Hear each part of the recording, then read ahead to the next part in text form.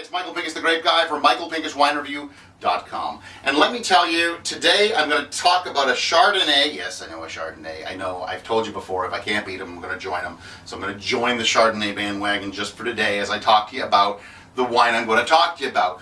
And where I tasted this wine for the very first time was at a vintages tasting that the LCBO put on. And I'll tell you something, I'm going to get some flack for this, I can feel it, but the LCBO does not always put Ontario wines in the best light, especially the stuff that they put on their vintages shelves.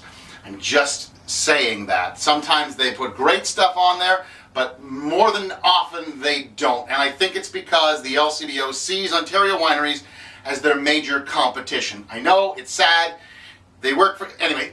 You know what? I'm not going to get into it. There's a diatribe that I could get into here, but here's the wine I'm talking about today. It is the Mike Weir 2012 limited edition barrel fermented Chardonnay. And when I did taste this at that vintages tasting, I thought to myself, wow, somebody at the LCBO has really screwed up, because I loved it. I thought it was absolutely fantastic.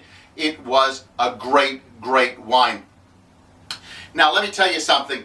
The winemaker for Weir, the new winemaker anyway, is Jeff Huntermark, but he wanted me to stress to you that he had very little, if anything, to do with this wine until it went basically into bottle.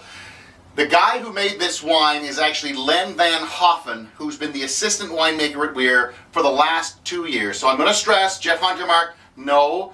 Len Van Hoffen, assistant winemaker, past 2 years, really played a part in making this wine. And I'm telling you, Len has really coaxed a lot out of these grapes. Finesse is quite apparent, and so is the freshness. It's a lovely bottle of Chardonnay. You're going to hear me say that quite a bit. This wine has it all, though, and we can just ramble it off. Ready? Coconut, vanilla, tropical fruit, pear, apple. There's also some creamy notes that are really just lovely.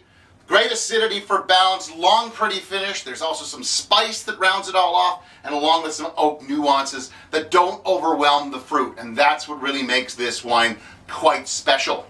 It is a great example of an Ontario Chardonnay from a hot vintage. That's the Mike Weir 2012 limited edition barrel fermented Chardonnay, and it's $24.95, so it won't break the bank. This is a wine to sit and linger over and truly enjoy. And I give it 4+ stars out of 5. I'm Michael Pinkus, the Grape Guy from michaelpinkuswinereview.com. Join me again next week and we'll look at another great bottle of Ontario wine.